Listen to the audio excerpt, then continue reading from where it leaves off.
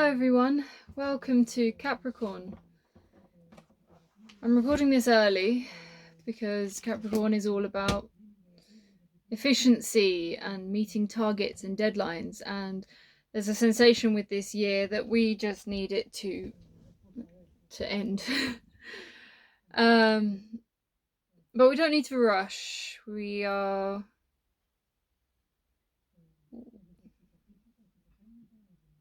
don't need to rush. There's a lot to take from the time that we have leading up to this new year, so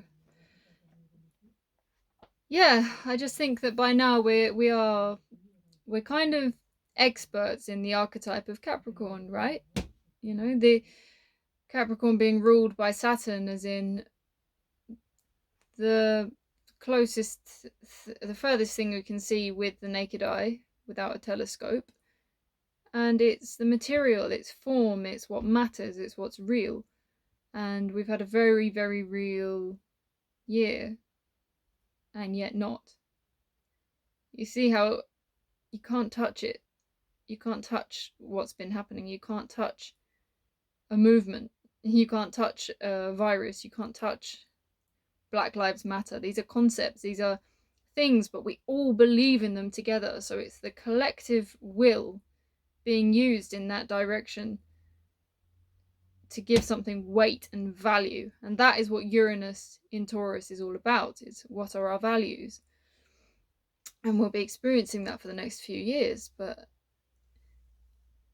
I mean, we're still going through this Capricorn energy until 2024, when it enters Aquarius. Pluto enters Aquarius. But I'm happy to say that this week, both Jupiter and Saturn are heading into Aquarius, and like it's a new feeling for us. And then we start looking at everything we've experienced this year, which we've thought has been quite grounded in reality, in terms of we need to take it all very seriously, and we start seeing that it is so much to do with collective belief. I'm not saying it's fake. I'm saying what's fake. I'm saying analyze, go deeper, and what comes after the Armageddon. Where is our attention focused? And Capricorn is great for that, for really getting us to iron out the creases before we can ever get any utopian ideal. We need to see where the flaws are. We can't skip steps. We can't idolize some perceived heaven without really seeing the facts of the hell that we're in now. I love that. Someone said to Yogananda, "What's hell like? Can you describe hell for me?" And he said, "Oh, where do you think you are now?" And it's so true. Like, we're living in hell. We are. And the only way is up, baby.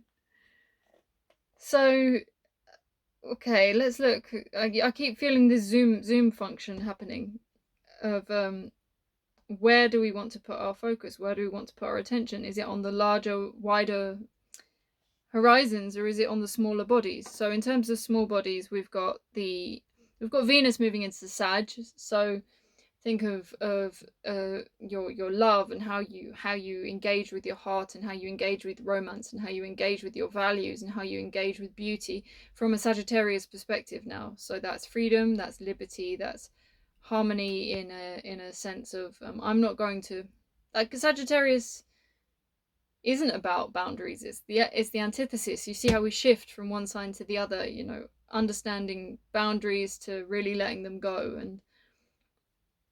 And can you be open with your lover? And is this an open relationship, or is this about being open with the heart? How many people are in open relationships where they're not open, they're terrified, and they're full of jealousy and full of these emotions that are contradicting with the statement that they said, which is, I would be okay with this open dynamic.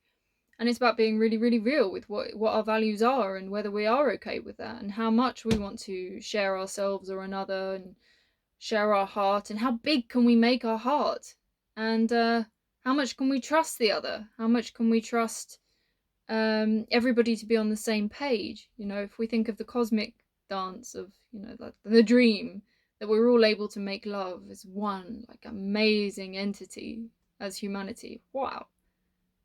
But how much can you really feel into that and feel, you know, kind of zhuzhed up towards that, when you know that the vast majority of people are carrying extreme wounds around sexuality? So are we going to go there? I don't think we're quite ready for that. So these little snippets we get with things like Venus and Mercury, they give us, and the moon, it gives us a little taste of the energy, and we can just play with it in that sign and see how it feels. So then we've got Mercury in Capricorn with the Sun. So now think about a mind that knows itself. And this is sort of where I'm at now in this point in the year, when we've been through every possible thing you could imagine, from all the different angles. We're almost at the end of the cycle ending in Pisces.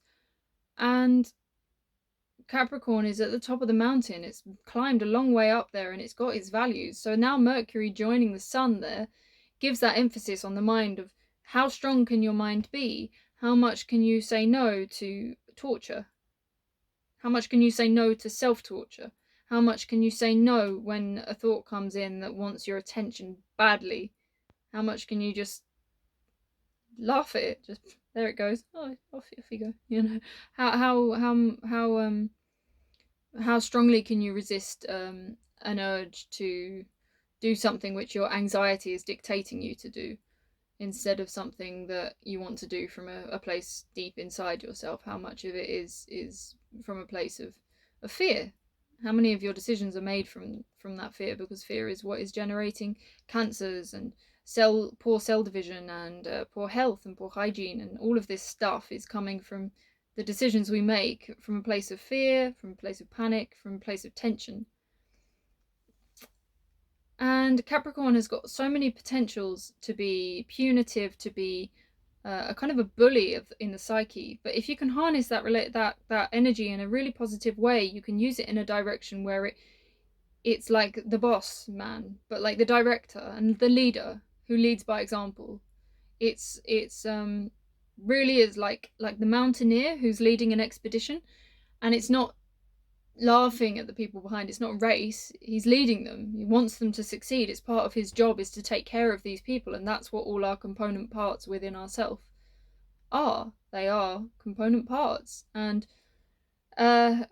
what's really lovely about the moon that we're going to have, the full moon on the 29th, is it's in Cancer, which is the opposite archetype from Capricorn.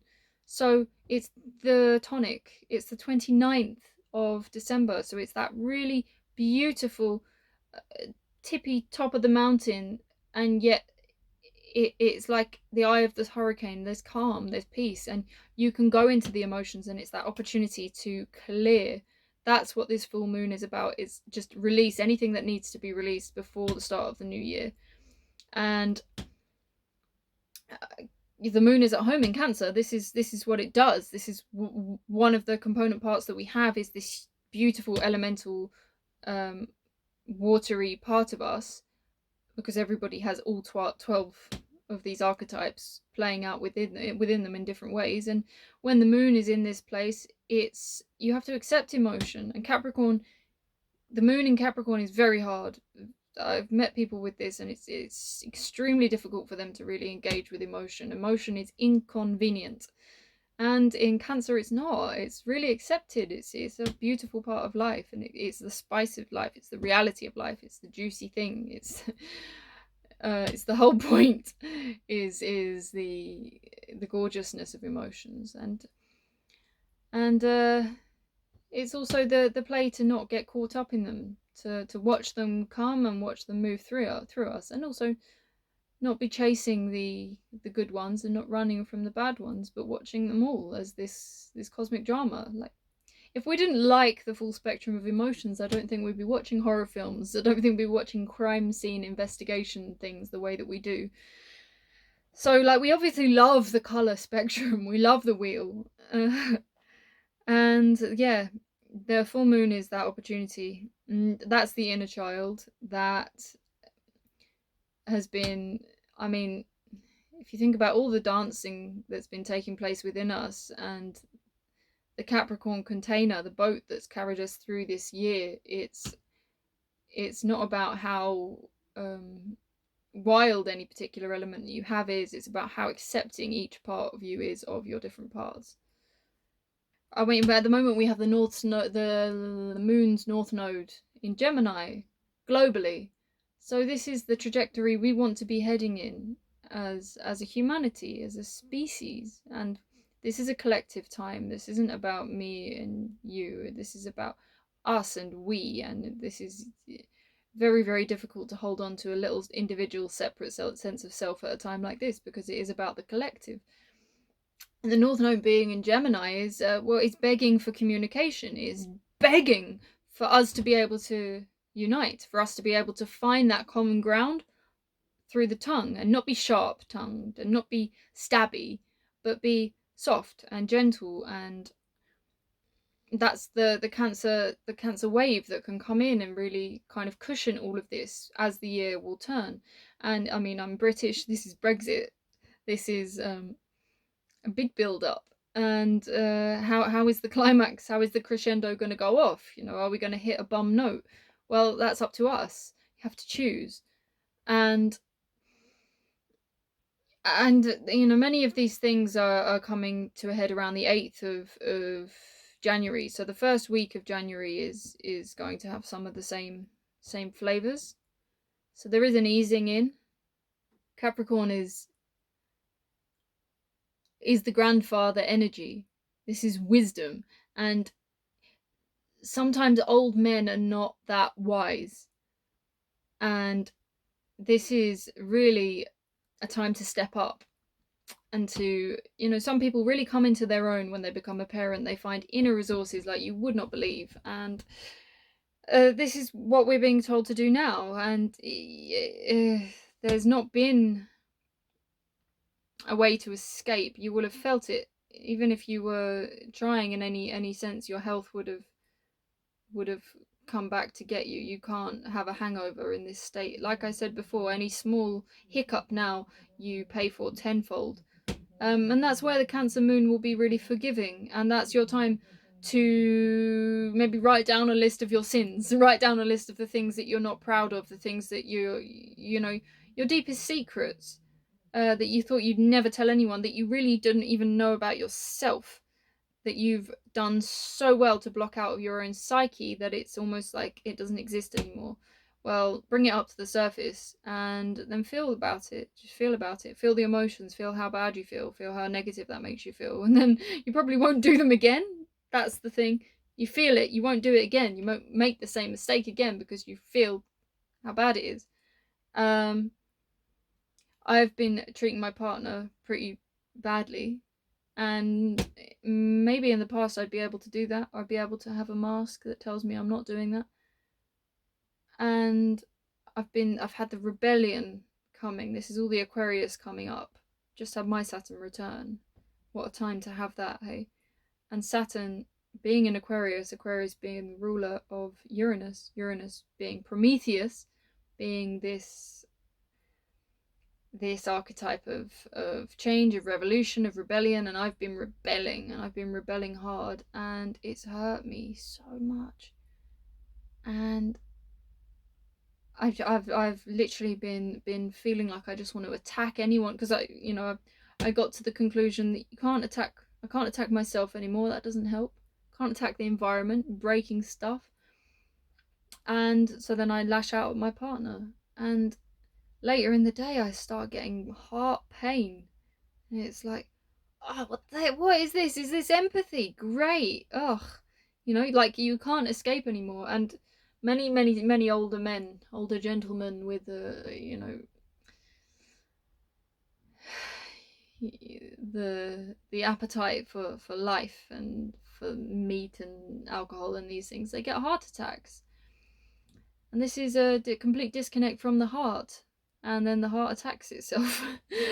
And I felt that yesterday, this aching in the heart, like, oh, you can't be that way. You can't treat your love that way. You can't treat others.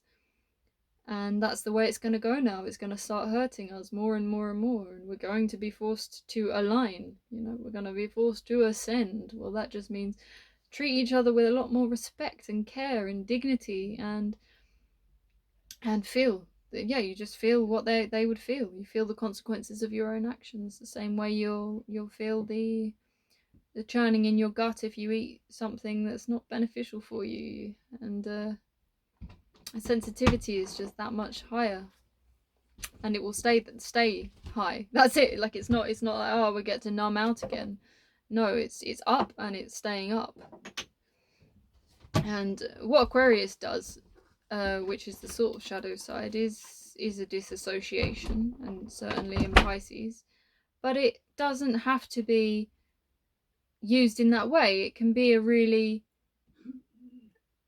much more, rather than disassociating by escaping, it's disassociation where you look at it and you can see it and you can say, right, well, that's something I've been suffering from, that I now can see everyone has the same issue. Loneliness, deep loneliness, being in a room full of people, being in a Zoom room full of people, and yet feeling completely isolated. And that isolation is a disease, and it's really unhealthy for our parasympathetic nervous system to feel like there are no cushions, and the walls that we thought were there to protect us, they don't work. And yeah, Capricorn has been that slap in the face. And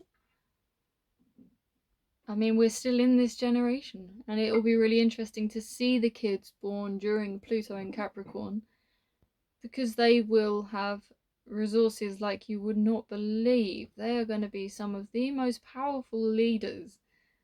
I'm intimidated by what they will bring to the table because of what they've come in within the first 7 years of their life.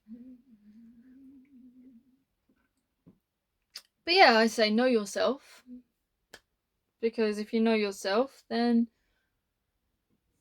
you can make the best decisions for yourself, and also stop projecting out onto other people, stop expecting things from the outside world. And I say one way of doing this is through reading your soul map, looking at your chart. I have mine here, and I look at it like a guiding map, and it has indications, it has pointers, it has things that I need to focus on, and different things get triggered all the time, and just to face them rather than running. That motivation to escape is a real human blight, because it's just postponing, and it's not healing. It doesn't do anything. It's not like anything clots. It's not like a blood that is going to clot by itself if you don't tend to it. It just festers.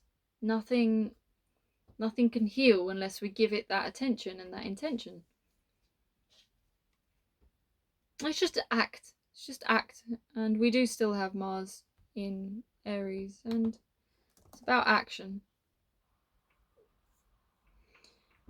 Yeah, and we do have Mars in Aries with Chiron. The wound, the wounded healer. Chiron is about how we choose to act, how we choose to vote, how we choose to direct our will, and how brave we can be, and how much courage we can have. And do we have the courage to take the reins of our own life, or would we really prefer somebody else to do it for us?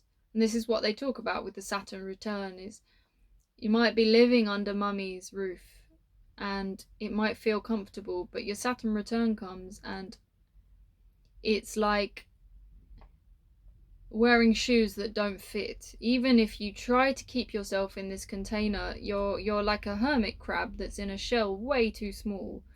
You've got to find the ocean. You can't be a little big fish in a tiny little pond.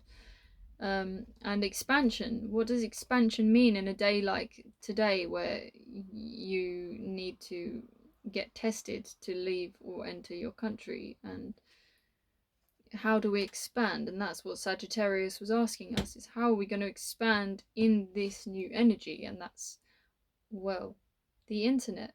And what does Aquarius rule? Well, that's the internet. And what is the age of Aquarius? Well, that's the internet. And it can't be predicted where it's going to go. This is exponential change and growth, which you couldn't even imagine 5 years ago, 10 years ago. No way exactly where this was going to go, and just what we can do with this. And this is the optimism that we need to have. Astrology, you'd need to have, I mean, the amount of time, it already takes a long time to do an astrology report now, believe me. But imagine the days before we had the technology to be able to do the calculations for us. You'd have to sit there and map it out and look at the stars, and it's been, I mean, we have to have gratitude for the fact that we can have food delivered, the fact we can eat anything we want any time of the year, the fact that we can have these expectations from the world. And it's wonderful if we can have these expectations without actually having them, like if they don't get met, it's not a problem. That's the really sad thing, is when we then start expecting things and demanding like a petulant child. That's not a nice hat to wear. Really not. It's really not nice being selfish. I've tried it for the last 25, 28 years. It's not great. It's quite boring, unfulfilling. It's like I'm going to talk about banoffee pie because I really wish I could remember the book all about banoffee pie. I don't know, something I read as a child, but the description about the layers within a banoffee pie and just how delicious each of the layers are, and just to realise that we just skid around on the top layer of cream and we just like think that's life. And it's like, oh, there's so much more richness. Like, ooh, wow, if we could just like get the knife and just cut down into it and just take the plunge and just have faith. Especially like if the top layer is cream, like why would you believe that underneath it is going to be like cement or or poo? Like, why? Like it could be just as good, if not better. mm. Yeah, look at your own chart. Always pay attention to the Uranus values, because this is change of Uranus, Taurus, values, changing our values, being free to. My favorite color is blue this week, and next week it's green, and feeling that wholeheartedly, and then feeling it wholeheartedly the next week, and that's okay. Like holding two different ideals at the same time is possible, and being that flexible and that open to persuasion, not persuasion. This is the Mercury Capricorn, is like, no, but I know the core of myself. I know my core values. But yeah, you can help me persuade, like, oh, okay, I'll put different curtains up. Like, oh, it could be something new, something different. I could learn something from that, just that's what each of these, like, I talk about these as like, oh, Scorpio season, Sagittarius season, like seasons, like there's 12 seasons in a year, but really we're in that age of change where it's more, I mean, if you study fashion, you studied spring, summer, and then autumn, winter collections. Now, Zara, they will do 52 collections per year. They will do a collection per week and just tweak it. And that's what we're dealing with now. It's not so cut and dry. You can't quarter the year anymore. It's this changing moment by moment by moment by moment by moment, and I am in my 20s and finding that quite a lot to deal with. So the other thing, have compassion for people who are older, because for them it's astronomical. Like it's unbelievable. It's almost too much to bear. If I picture myself as a 60-year-old person looking at all of this now, I'd almost prefer to just pretend it's not happening. And you get that. You get a lot of just turn off the TV, and I don't blame them. And Yeah, Capricorn, Saturn return, and maybe you're having your second Saturn return if you're 28 or you're 56. You know, this is opportunities to reform the container of your life before you then go through all the turning of the tides and turning of the wheels. But the Capricorn, the Saturn is the container. It's the box, and it's your home. It's where you live. It's where you're going to be living. So make it, it's about control. So everything you do from 0 to 28 is other people controlling you. After that, it's you controlling your own destiny completely. I think 28 is the new 18, really. If you think about ages shifting, the average life expectancy back in the day was about 28 in the years before we discovered Uranus. And why is that? Well, Saturn takes 28 years to orbit the sun. Interesting. And then when we discovered Uranus in 1781, Uranus, well, now what's the life expectancy that we expect now? Oh, 84. And what is the orbit of Uranus around the sun? It's 84 years. So things are shifting. So all of this thing about millennials being immature, well, really, the whole of humanity is shifting into a lifespan which is much longer, so we don't need to rush to get everything done by 28. And it is the reins. Who's got the reins of your own life? And are you gonna wear the same hat as the people who came before you, who had a completely different perspective, or are you gonna wear the new one? Kind of get with the times, man. Yeah.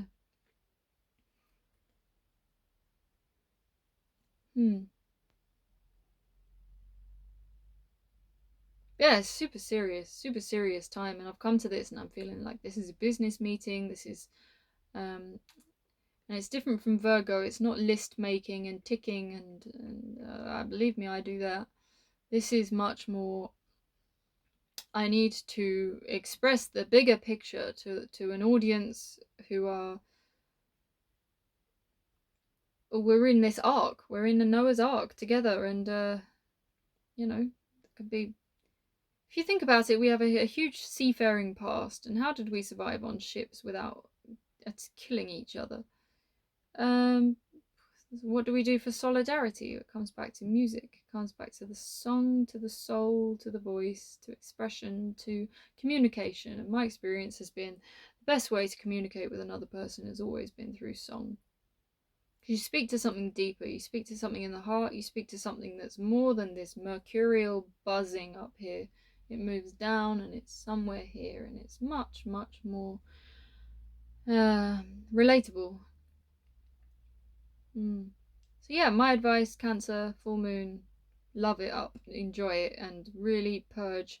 Don't be afraid to cry, don't be afraid to get physical, dance, and do all the things. Do all the things, light the candles, say the prayers, get your cards out, be with your loved ones, hold hands, and take care of your health, take care of your body, take care of and respect your environment, and enjoy. And just reflect. The moon is reflecting all the time. It's the great mirror in the sky. Reflect on this year. Take stock. Then if you want to get mashed up in the New Year's Eve, you've at least had that period of time on the 29th to set your intentions and have your foundation. Yeah. It's almost over. Almost done. On with the future. And I almost forgot. So, please contact me if you would like a reading. I offer traditional astrology readings.